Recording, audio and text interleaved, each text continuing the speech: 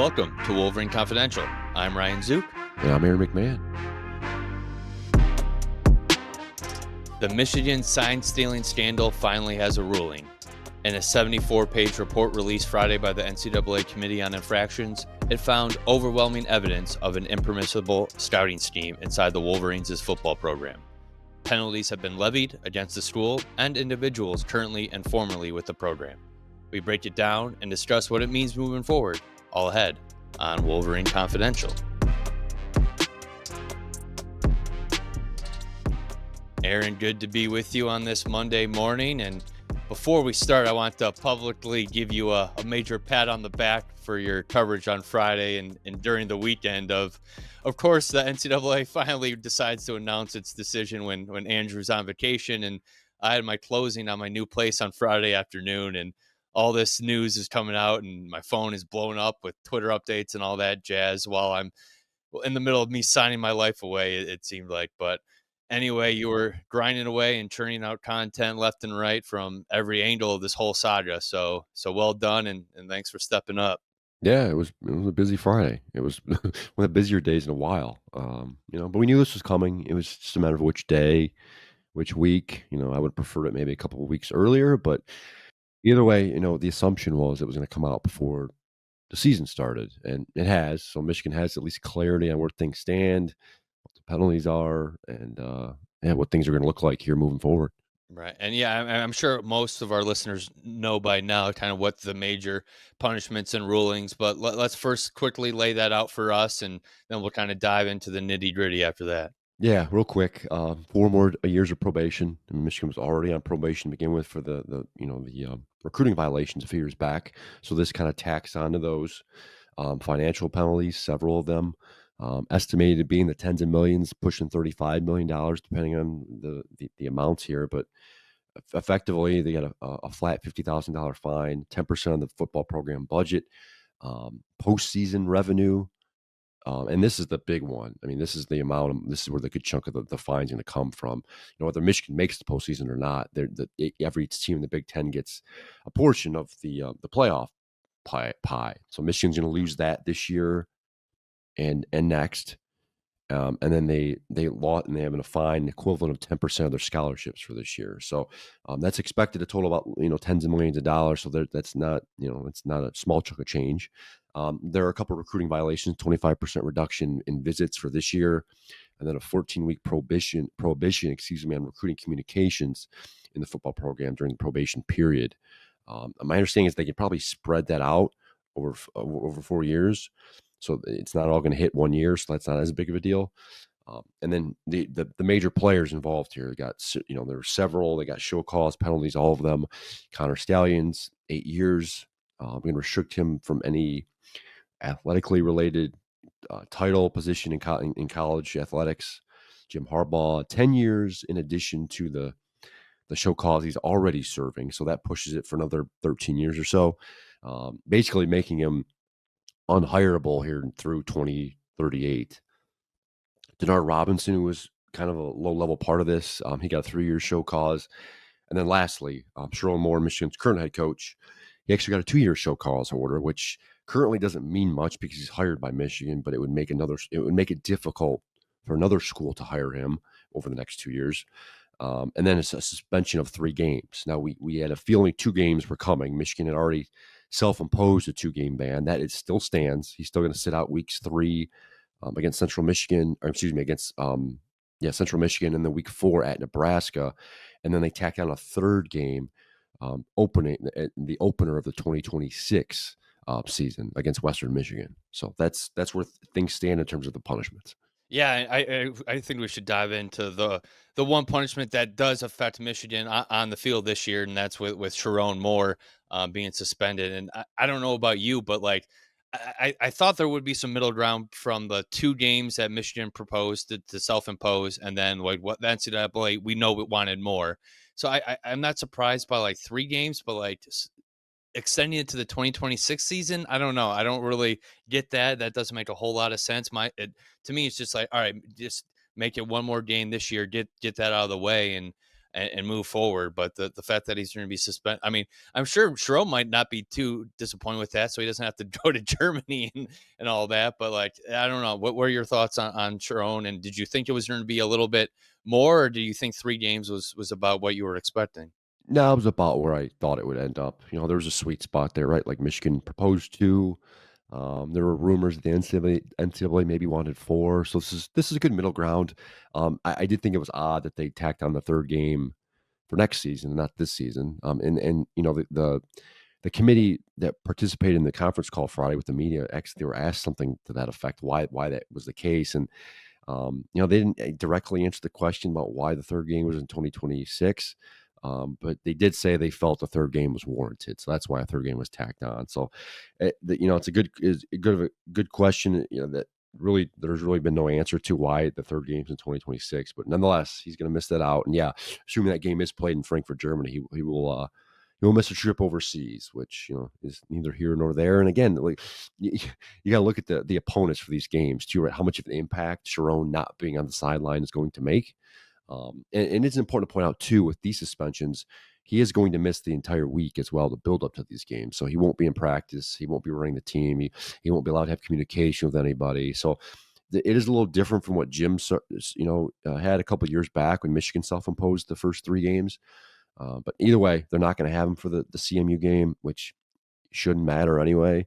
And then the big one, I think, is going to Nebraska. It's a Big Ten opener. It's a game you certainly want to win. Not having him there could play a factor. We'll see. But I think Sharon, if you read the report that the NCAA put out, they basically painted him as a liar, someone who, they found text messages with Connor Stalions on his phone that he deleted. He initially blamed it on a storage issue. Then he came back and said, "No, I saw the media report and I was kind of panicked and decided to delete them." So in Sharon's case, the suspension is effectively a result of that, trying to cover up for the issues that were coming down at the time in 2023.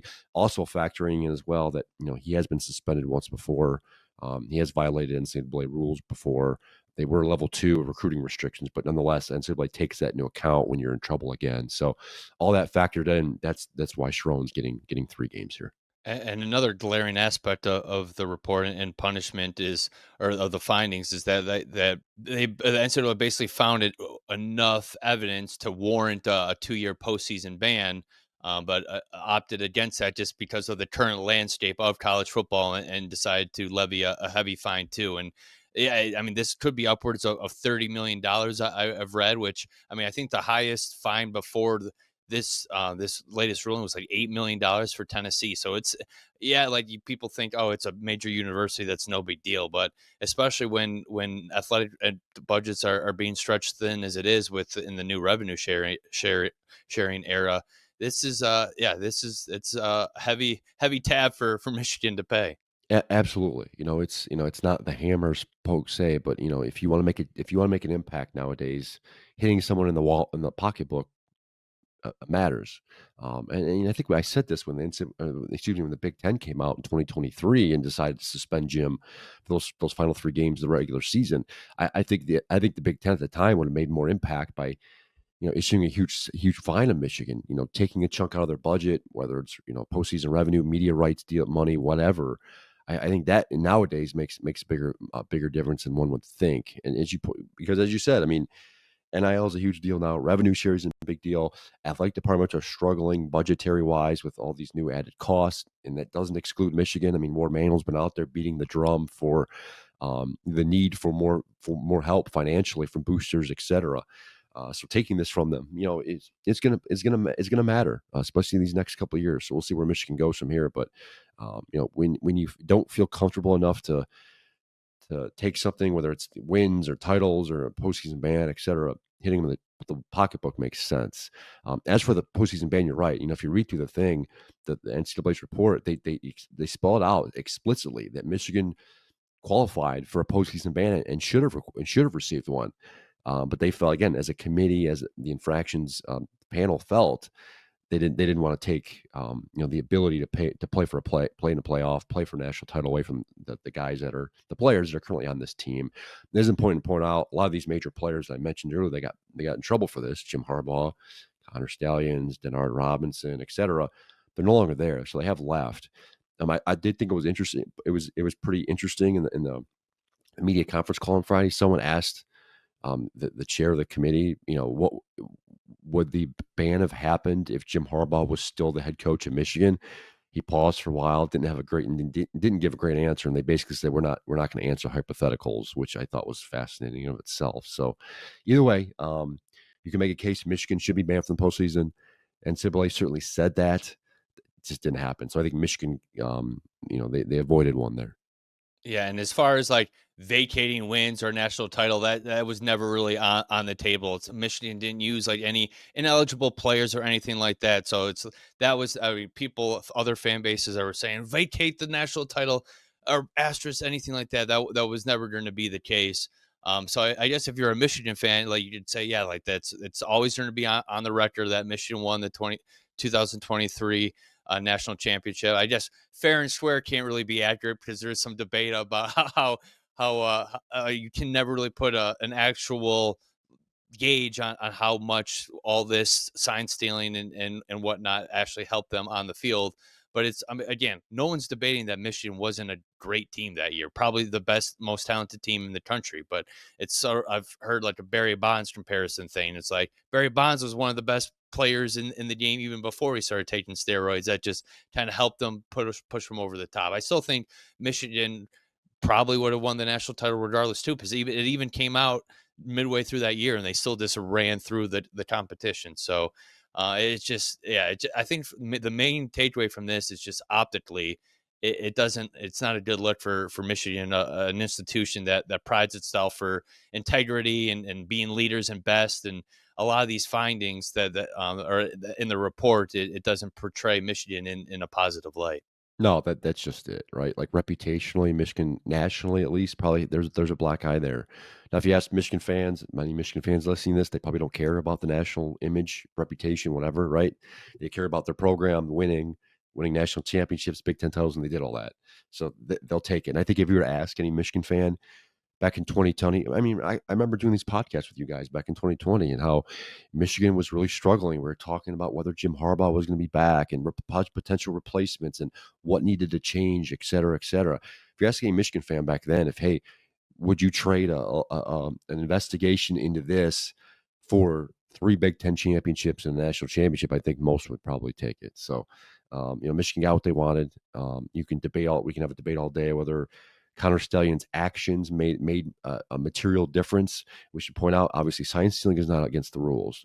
The idea of taking a sign, using it at your advantage, it's not against the rules. What Connor Stalions is alleged or found to be doing went above and beyond, right? Went and sent someone to games of future opponents, filmed the sidelines, took them back, and then used that footage. So they did gain an uphand advantage there. But again, how do you quantify that, right?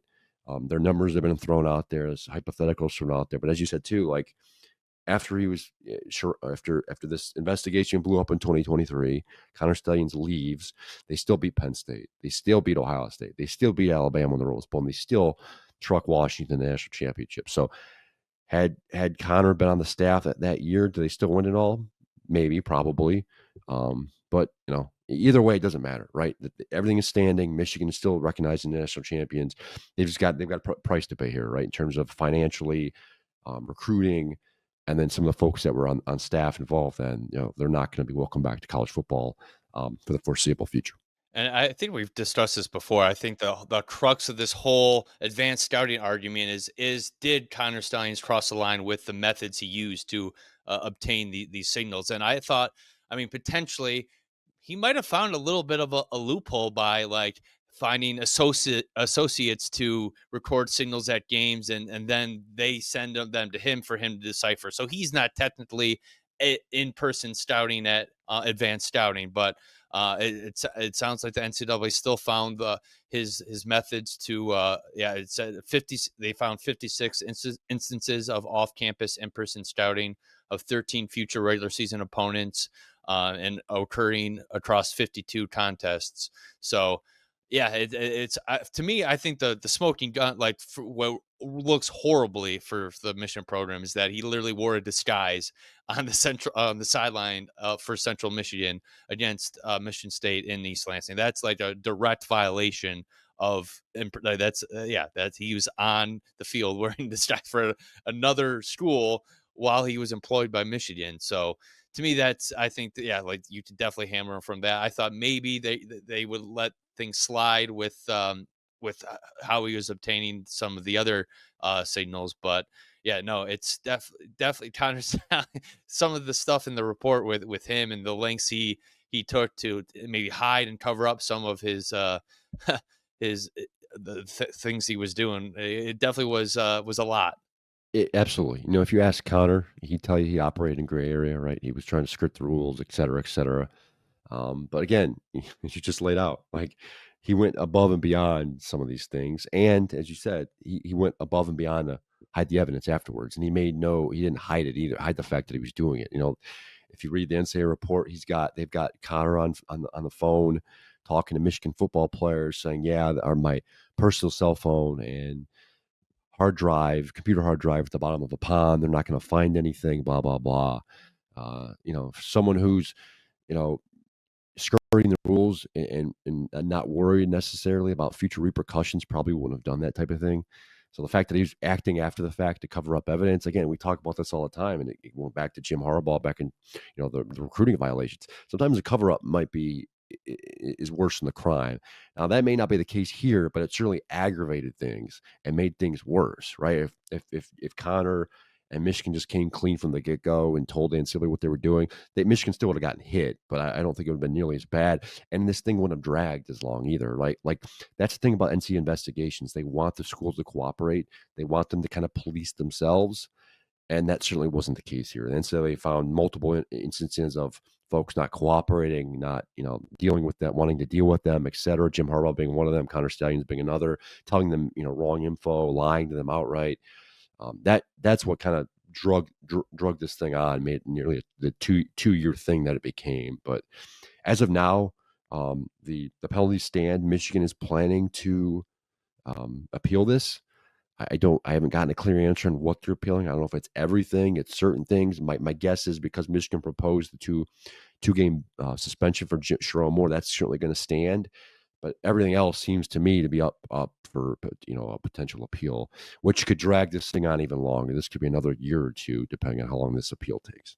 Yeah, I get a sense that Michigan probably had the one of the main issues Michigan has is how, the use of information that the NCAA use from a confidential source. It seems like Michigan isn't keen on how some of the information was obtained throughout this process too. So we'll see what comes to light here in the future. But to me, that's what I mean. Yeah, I mean, still though, it's like a lot of people. It seems like opposing fan bases were like, "Yeah, man, the Michigan should have been hit harder. Like Michigan's getting off light."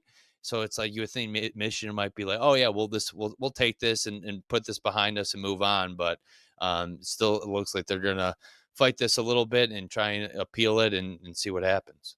Yeah, I was surprised too. I would have thought they'd want to just end this thing and get it over with. And again, saying you're going to appeal and doing it are two different things. So we'll see if they actually do file the appeal and what that looks like, and again what they're appealing, what they want back, et cetera. But um, yeah, I mean, this may drag on. We'll see. But as of now, I mean, we at least we have a clear picture of what the future looks like, right? Like how things are going to look, what Michigan's dealing with moving forward in terms of you know, penalties and limitations, et cetera. So yeah, it's going to be interesting next 12 to 24 months, because typically situations like these, NCAA is trying to derail, right? Like a program success, try to slow them down a little bit. And, you know, as we've talked about a lot, Michigan's still recruiting very well. They were able to bring in some high level prospects. You know, the assumption is Bryce Young is going to be an elite quarterback moving forward. Does this slow them down at all, right? Does this really impact the on the field product? We should have, you know, we'll have a better idea here at the end of the fall. But right now, I mean, it's all, you know, Michigan's moving forward here.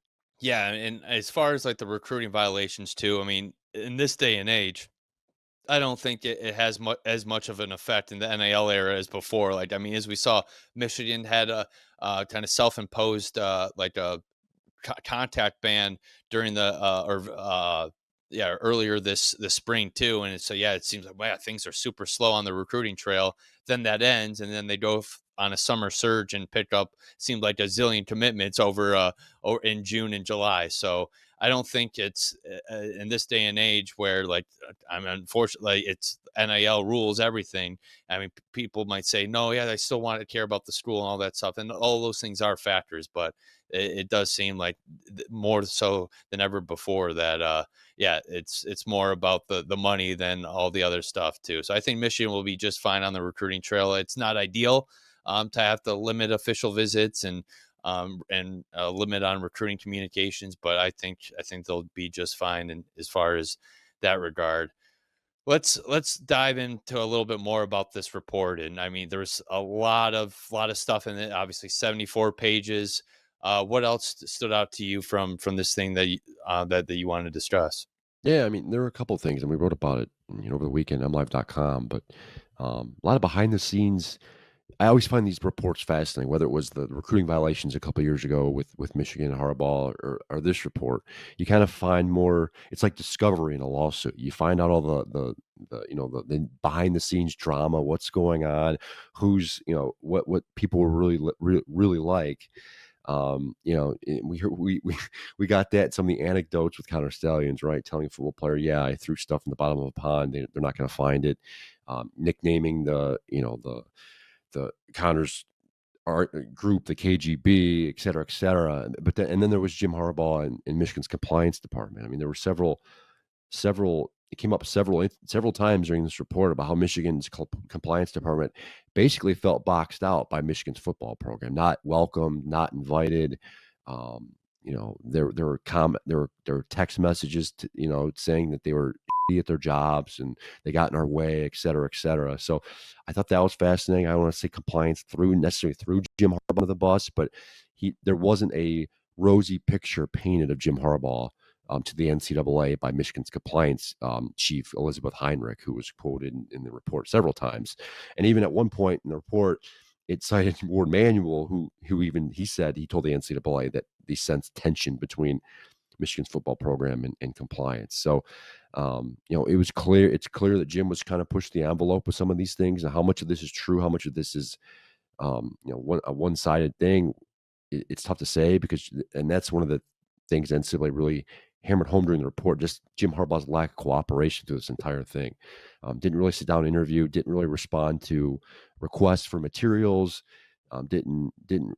He just wasn't a participant in the investigation. So, just a lot of behind the scenes stuff. Anybody can go read it. It's on the NCAA website. It's 74 pages. Some of it's very boring and dry, but if you dig into some of this stuff, you find you start to learn more about some of these individuals that the NCAA is dealing with. And it sounds like too, in reading through all this stuff, there were several people inside the Michigan staff, whether it was former players, former staff members, who there were you could tell at some points they were trying to push back on the sign stealing stuff. I think there was at one point in the story in the report they said a Michigan staffer, I think it was assistant coach, who at one point went into Jesse Minter's offense, Michigan's former defensive coordinator, and questioned him kind of on the sign stealing stuff and whether they were going overboard with that stuff. And there was one instance where a player, there were a couple players who were questioning what was going on and why they were doing it, and told basically not to say anything, or just not to bring it up in public. So quite interesting stuff. There are rumors out there about who maybe quote unquote turned Michigan in.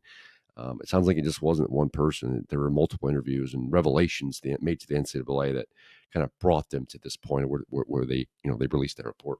And if there's any individual that was probably the happiest to see this report come out, it's probably former linebackers coach Chris Partridge, who was basically exonerated by the NCAA. And yeah, if you remember, he was, I think, was he fired? Yeah, he was fired from Michigan a few years back, and yeah, now has his name cleared.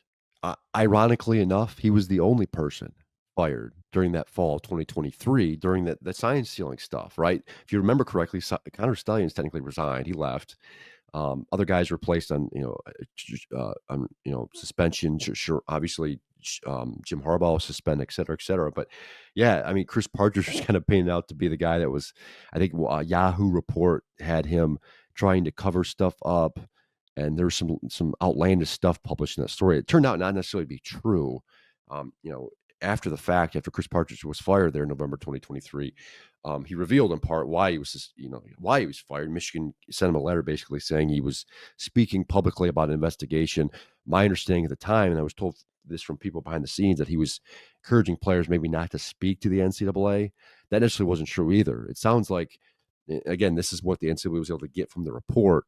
One player specifically went to Partridge asking him to help him because he was supposed to interview with the NCAA in the coming days.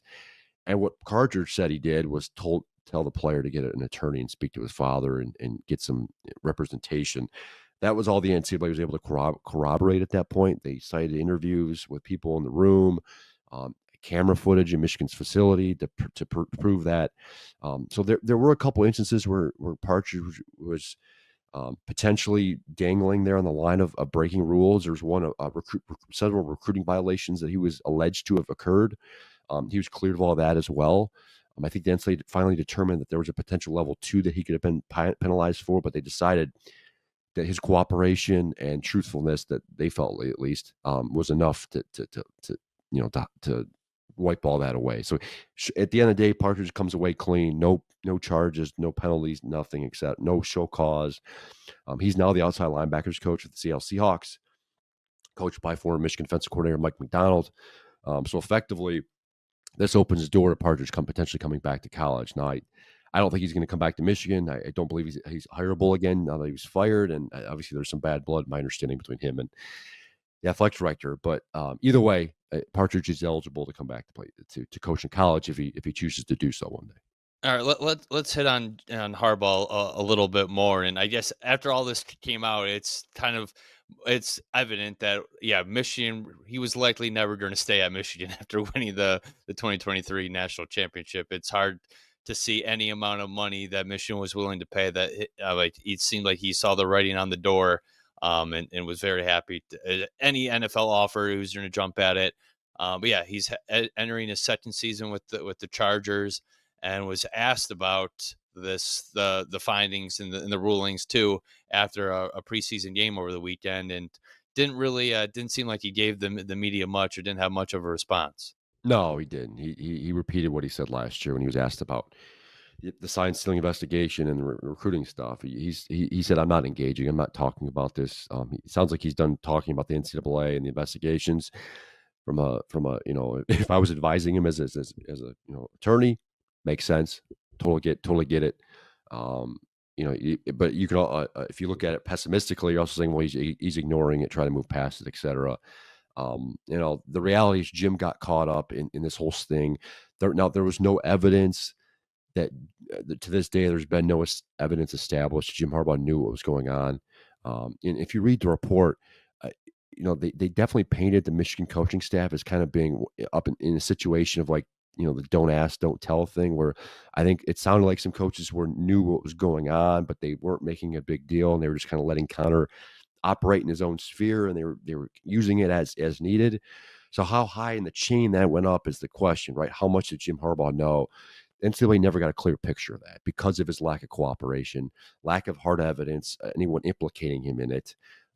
So they kind of had to go off of what they saw in front of them. And largely, if you go through the report, the damning evidence against Jim Harbaugh, or the damning claims against him from the NCAA, is just a failure to monitor his program.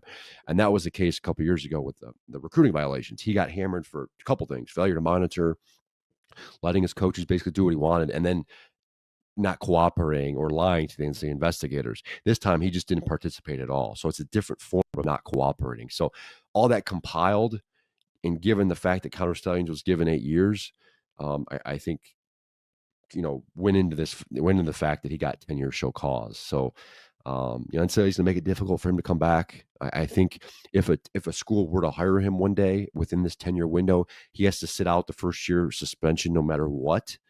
But for those folks unfamiliar with the show cause, it doesn't necessarily mean someone can't return to college. It means if a school is interested in hiring them for an athletic related spot, they have to go before the NCAA and make a case for why they should. And the NCAA basically says yay or nay, and it becomes a whole nother deal in and of itself. So it just makes it more difficult for them to come back. So I'm assuming Jim doesn't want to go through those hoops again. Yes, he wants to coach.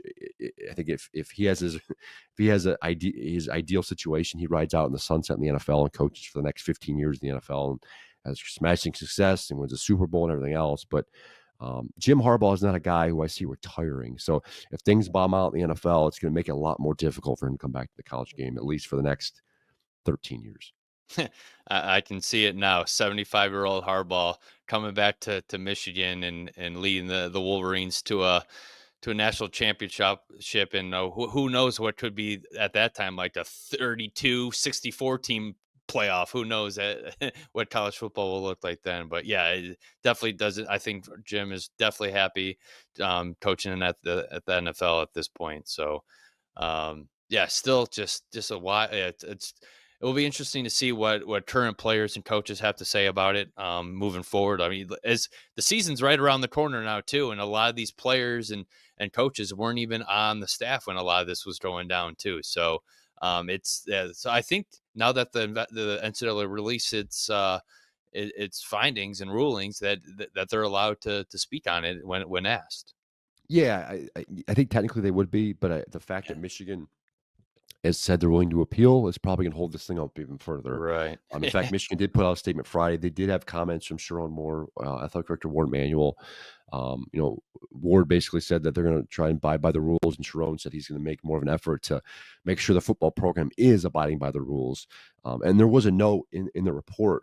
We were talking about Jim Harbaugh's lack of cooperation and his battles with Michigan's compliance department.